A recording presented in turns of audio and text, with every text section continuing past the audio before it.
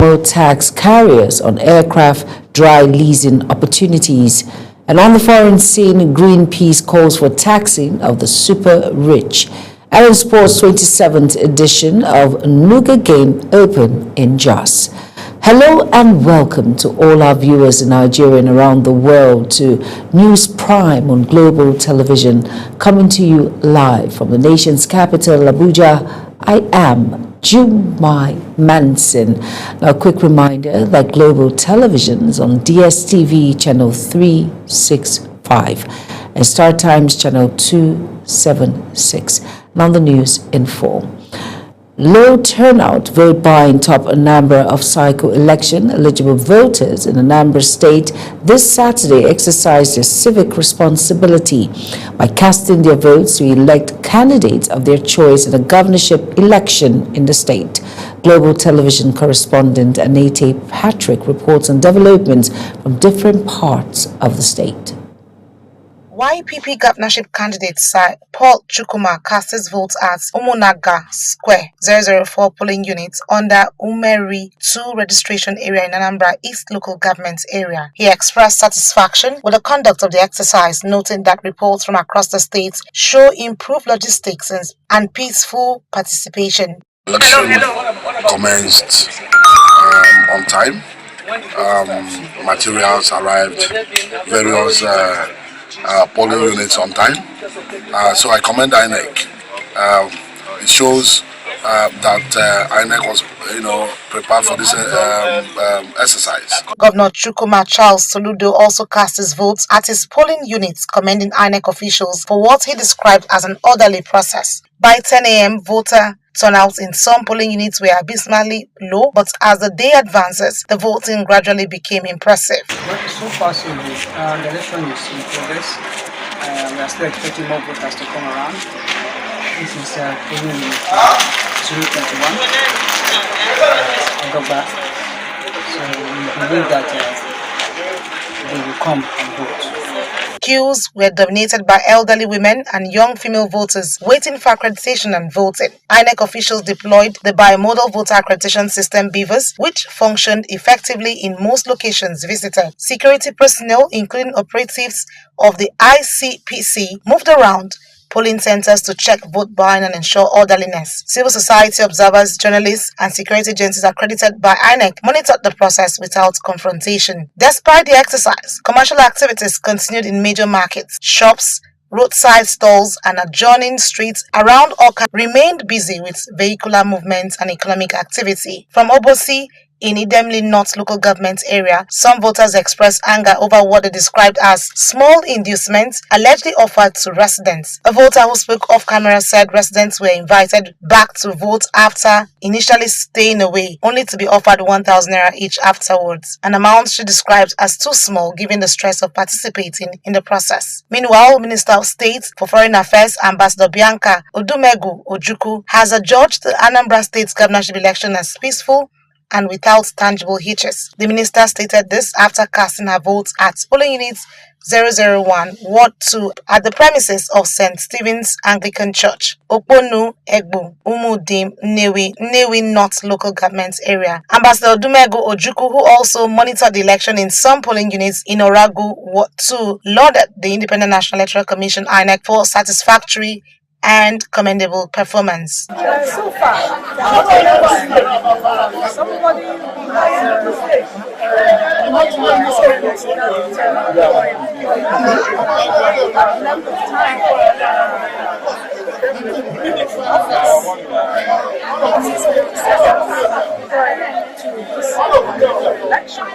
INEC is expected to announce results after collation at wards and local government centers. From Awka, Anambra State, Anete Patrick reporting for Global TV News. Plateau State sector of the Federal Road Safety Corps Special Marshal has called for enhanced security measures to ensure the safety of his personnel and the effective execution of their duties.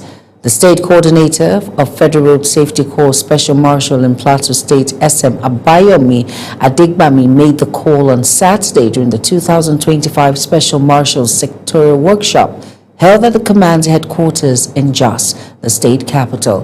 Adigbami decried the hazard faced by personnel in the course of their responsibilities, noting that such risks often result in injuries and deaths. Following the dissolution of the Adolf Wabara-led Board of Trustees by a faction loyal to the party's new acting national chairman, Abdurrahman Mohammed, the National Working Committee of the People's Democratic Party, PDP, has inaugurated a new board of trustees to restore confidence, integrity, and unity within the party. Now, the event held at the Federal Capital Territory Administration official residence in Abuja brought together party elders, stakeholders, and political allies as a leadership pledge to begin what it described as a new era of renewal and justice. For details, here is Kabir Hassan's report. It was an emergency meeting of the People's Democratic Party National Working Committee, a gathering that marked what members described as a turning point in the party's history. The acting national chairman, Abdurrahman Mohammed, said the new Board of Trustees symbolizes the rebirth of the party, reaffirming its founding principles of justice, fairness, inclusivity, and respect to the rule of law. Abdurrahman noted that the previous board had lost moral balance and credibility, which necessitated the restructuring to restore order and unity within the party. Today marks another significant turning point in the life of our great party, the People's Democratic Party, PDP.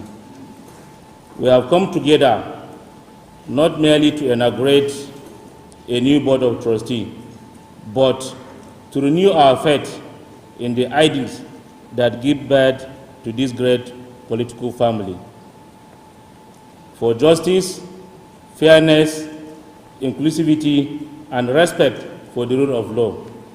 The newly inaugurated Board of Trustees is chaired by Senator Mao Onahabunwa, with Isa Dansidi serving as secretary. Both leaders pledges to uphold unity, fairness, and discipline while working closely with the National Working Committee to strengthen internal democracy and restore public trust in the PDP. And I believe that if we continue in this way, in keeping with our constitution, tenets, abiding by our rules and regulations, our party will definitely be the party that it is known for. With the theme beginning of new era, the new leadership assured members of its readiness to reform the party structure, promote accountability, and ensure respect for the rule of law. The PDP leadership expressed optimism that the renewed focus on fairness and inclusivity will help reposition the party as a credible alternative in Nigeria democratic space. Kabir Hassan reporting for Global TV News. Let's delve into the Federal Fire Service has announced plans to strengthen its partnership with the Tertiary Education Trust Fund to enhance fire safety in Nigerian tertiary institutions. Now, this came to the fore when officials of the Fire Service, led by Controller General, paid a courtesy visit to TET Fund in Abuja.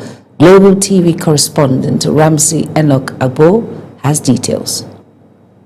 Speaking during the visit, Controller General of the Federal Fire Service, Samuel Adeyemi, highlighted the need for improved fire prevention measures in universities and colleges.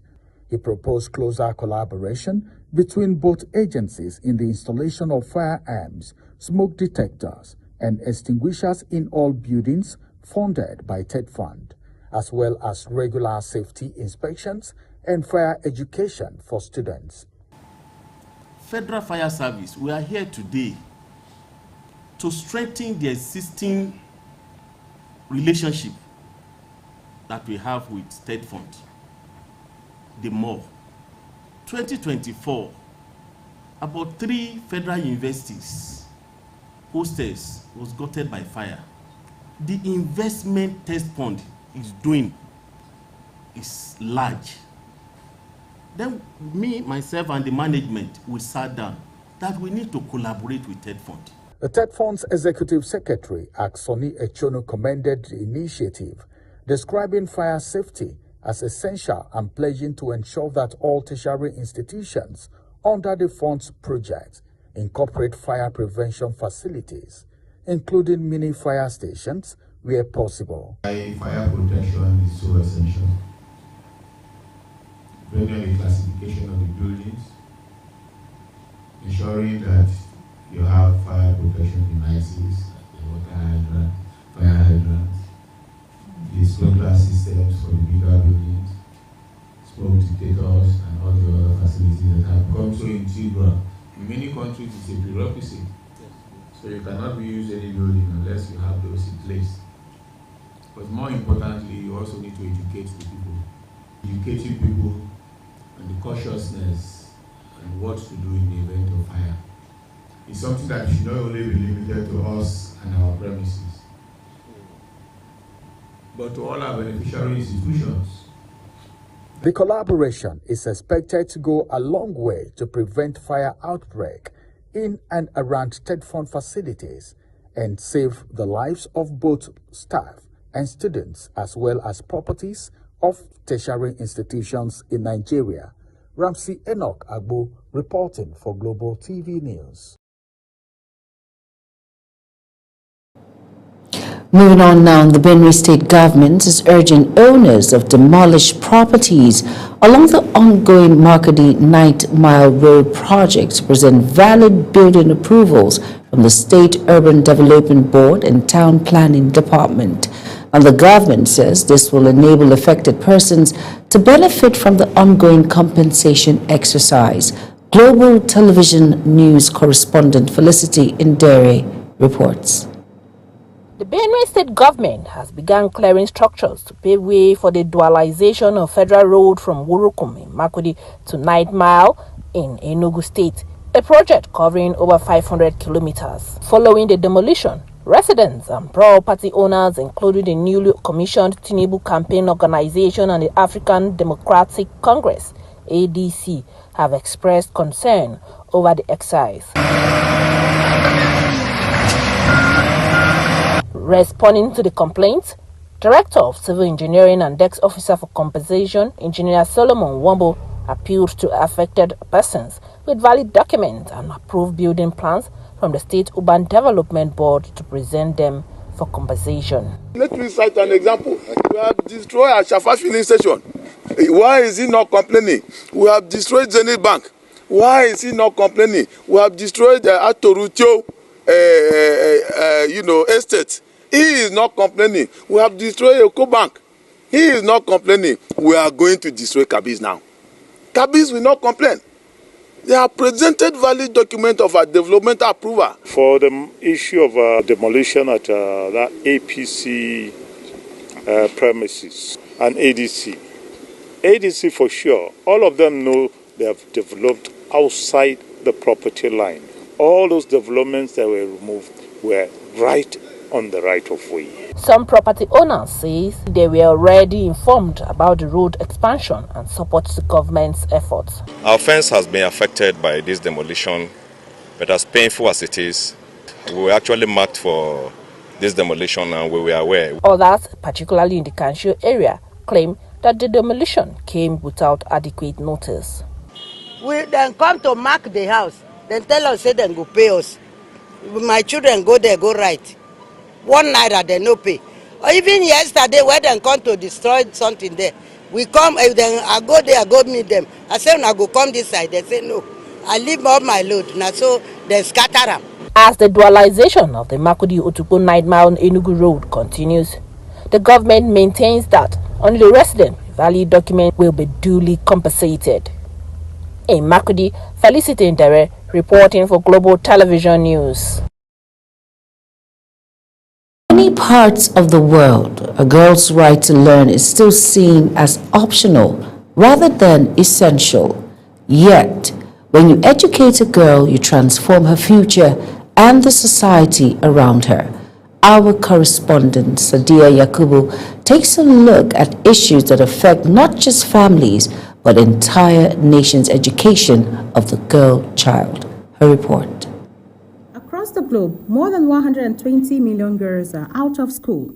Poverty Early marriage and cultural norms and poor infrastructure remain major barriers to their education. Behind each statistic is a name, a story, and a future waiting to be unlocked. According to reports from the United Nations Educational, Scientific, and Cultural Organization, every additional year a girl spends in school can raise her future earnings by up to 20%. Of course, if you educate a single girl, it's like you have educated the entire society. And being a strong advocate of SDG 3 and SDG 4, I must tell you that we have already missed the way in Nigeria and especially in Arewa. For the whole entire populace, education is very essential. Particularly as you regarded to our female you are asking about now. Yeah. You know, if you train your daughter or a female child very well, you will enjoy it at later date. One, they are mothers, they take care of the children, they take care of the husband, the parents, and we can't do without a female child in society. Without female child, the system is not complete. Girl child, I think there's this power every woman possesses that men cannot deny. And so many men are coming to realize it right now that it's very, very important to train their girl child. In countries where girls complete secondary school, child mortality rates drop sharply. Educated women are also more likely to send their children to school, breaking cycles of poverty that have lasted generations. When we educate girls, we empower future mothers, leaders, and entrepreneurs. The ripple effect goes far beyond the classroom.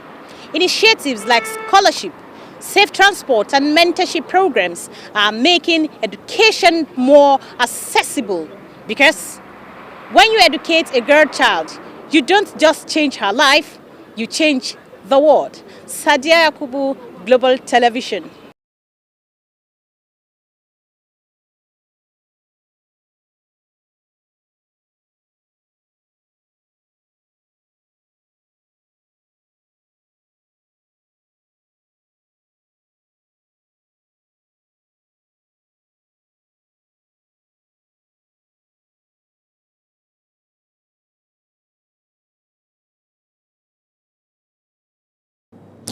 You are watching the live broadcast of News Prime. When News Prime returns, Nigerian Port Authority seeks regional integration to optimize port operation. Details coming shortly, plus foreign and sports stories on the other side of this break. Please stay with us.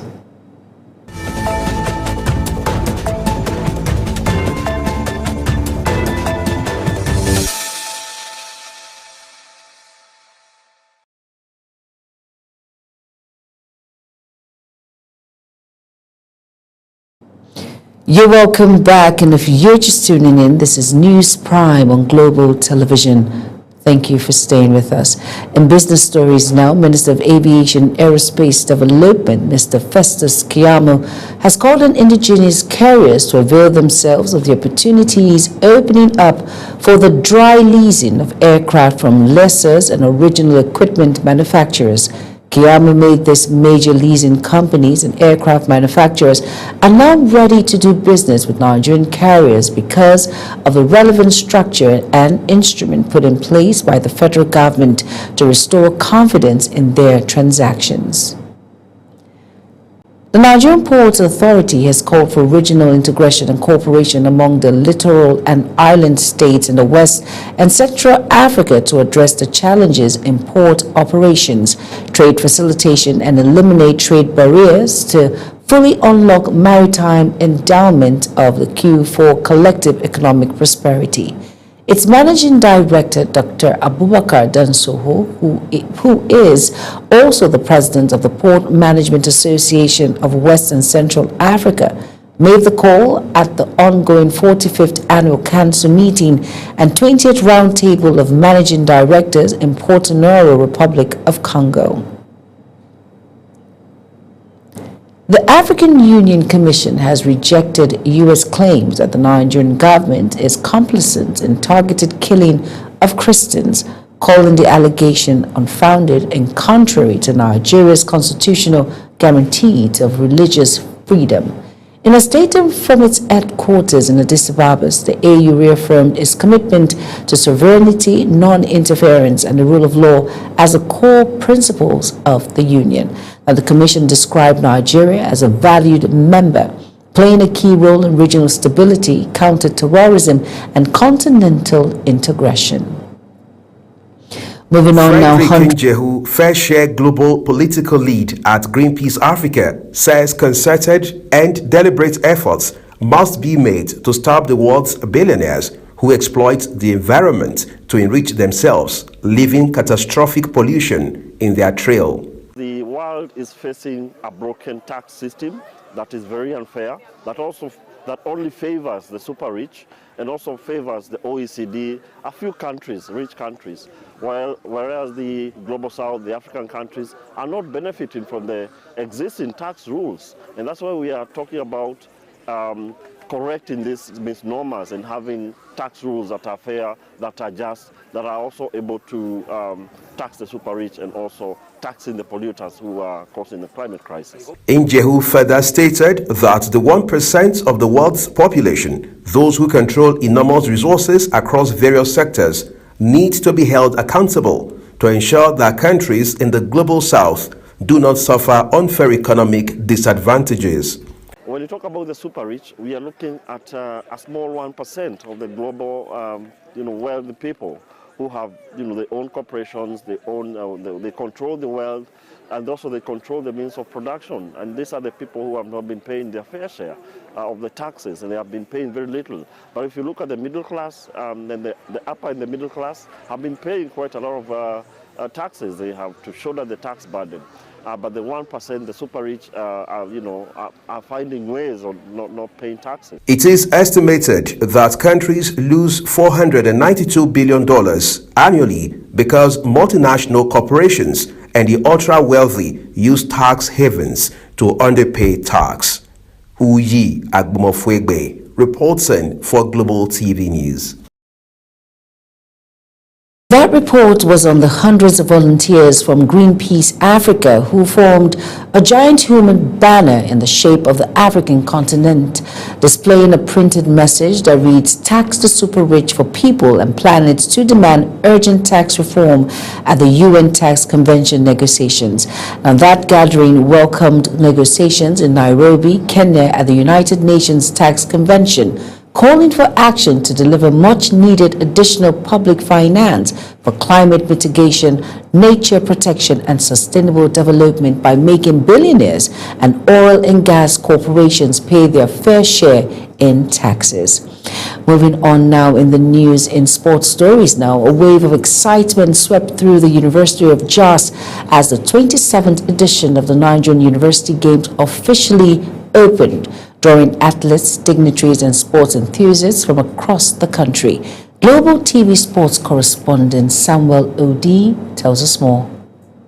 The opening ceremony, marked by cultural display, signals the beginning of what promises to be a week of intense sporting action and youth celebration. Declaring the games open, the governor of Plateau State welcomed participants to the home of peace and tourism, assuring them of the state's readiness to host a peaceful and memorable event. On this note, sincerely thank all that have made these games a reality, and I'm hopeful that by the end, the closing ceremony of these games, we'll all be happy that we came to Jos. Also speaking, the chairman of University of Jos Governing Council, Senator Grace Folashade, commended the Noga Council for choosing UniJos as host, describing it as a vote of confidence in the institution's growing reputation. We see the values that strengthens nations. Teamwork, perseverance, respect and fair play. These virtues transcend the field of play and prepare our young people to become responsible citizens and visionary leaders in every sphere of our life. The Vice-Chancellor, Professor Tanko Ishia, in his remarks expressed gratitude to the state government and sponsors for unwavering support, pledging that the university would deliver a world-class event. This gathering today encapsulates our belief that sports remain not only a unifying force, but also a platform for nurturing discipline, teamwork, and leadership among the youth. a value that is central to the mission of the University of Jos. The special guest of honor, Governor Lucky Aiyedatiwa of Ondo State, applauded the role of university sport in national integration and talent discovery, urging the athletes to compete fairly and uphold the spirit of sportsmanship. Events of this nature, Toga, create spaces where young Nigerians meet, not as a representative of competing ethnic groups, but as fellow students pursuing common goals and aspirations. Today, the university graduates, both in learning and in character. As the 27th Nuga Games flame burns bright in Jos, over 5,000 athletes will try for glory across various sporting disciplines, a celebration of youth unity and power of sports to shape the future. Samuel Odi for Global Television News. That's it on Global TV News Prime. And here's a reminder of our top stories again. Voting has ended across Anambra State, with sorting and counting of ballots now ongoing in polling units as the governorship election enters the final stages. In business, we brought to you that Minister of Aviation and Aerospace Development, Mr. Festus Keyamo, has called on indigenous carriers to avail themselves of the opportunities opening up for the dry leasing of aircraft for lessors and original equipment manufacturers. And on the foreign scene, hundreds of volunteers from Greenpeace Africa has formed a giant human banner in the shape of the African continent, displaying a printed message that reads, "Tax the super rich for people," and planets to demand urgent tax reform at UN Tax Convention negotiations. And finally, in sports, a wave of excitement swept through the University of Jos as the 27th edition of the Nigerian University Games officially opened, drawing athletes, dignitaries, and sports enthusiasts from across the country. And that's it on Global TV News Prime. A quick reminder that Global TV is on DSTV channel 365 and Star Times channel 276. Kindly follow us across all social media platforms now showing on your screen by using @Global TV NG. I am Jumai Manson. Thank you for watching.